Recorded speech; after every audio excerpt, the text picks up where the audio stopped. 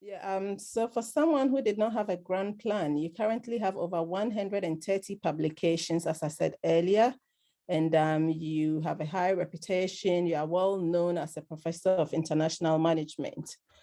Um, can you tell us which of your research articles you are most proud of? That's a really hard choice, because obviously I am a little bit proud of all of my articles, because I wouldn't have written or published them if I wasn't. I would say if I had to choose, I would say my first article. We're always proud of most proud of our first article, I think, because we're all new to academia. And that article was published in 1995, and it was called The Persistent Myth of High Expatriate Failure Rates. And this article came directly out of the literature review in the first year of my PhD. And I had found that most articles that talked about expatriation started with a statement saying that expatriate failure rates, so the expatriates coming back from the overseas assignments before the assignment had ended, they were very high, and they used that to justify why they needed to study the topic and why it was so important. But then I started looking up all the references they use to justify and support these claims, as we do as academics, and I couldn't find any empirical evidence for it. And I thought, what's happening here? I mean, as a student, you're taught that you need to properly reference and support your arguments, but then I didn't find any support.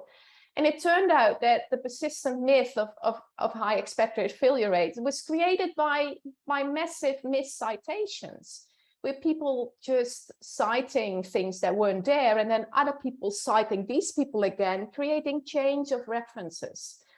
So I followed this up with another article about 5 to 7 years later to generalize this a bit. And I called it, Are Our Referencing Errors Undermining Our Scholarship and Credibility? Because I thought that was really what it is. If you can't trust academics to properly reference their sources and read their materials, who can you trust? So it put the whole problem in a broader context, and it gave 12 guidelines for good academic referencing. And that article has been used in quite a number of PhD courses as well.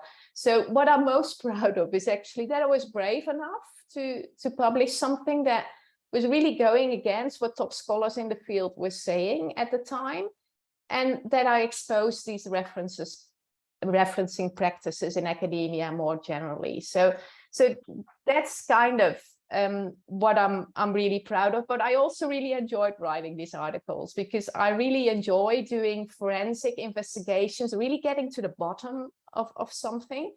And I've continued to publish a lot of articles based on that, really doing what I call detective work in academia.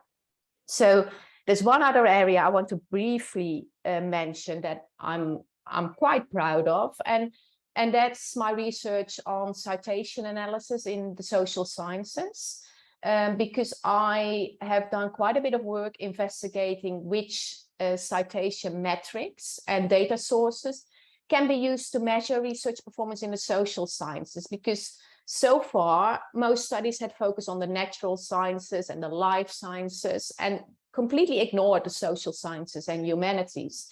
So my research was really motivated by a desire to kind of, to use a big word, emancipate the social sciences, and to ensure that in the field of bibliometrics and research evaluation more generally, they are properly taken into account and just not ignored as, okay, this is, we can't measure citations in this area because it's too hard. And I really wanted to help academics who feel lost in this world of kind of quantitative metrics. And I really wanted to focus on these individual academics and see how their professional lives are affected by this increasing focus on metrics.